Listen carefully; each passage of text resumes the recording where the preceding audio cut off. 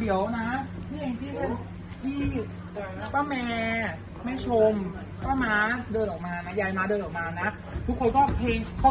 เมาคีล่าสัตว์เมาคีล่าสัตว์ขึ้นเต้นได้เลยนะครับเต้นได้เลย โอเคนะเต้นพร้อมกัน เต้นยังไงเต้นยังไง รับบีบอยู่ซ้อมกัน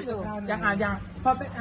พอแม่เต้นเสร็จแล้วปั๊บแม่เต้นเสร็จปั๊บเดี๋ยวพี่คนสวยคนนั้นน่ะที่เราไปเจอเมื่อกี้จะเดินลงมาพอพี่เขาเดินลงมาเราต้องชวนพี่เขาเต้นด้วยต้องให้เขาเต้นให้ได้นะเพราะเขาจะซอฟต์หวานเราต้องแบบ เราชวนพี่เขาเต้นได้หรือเปล่ายู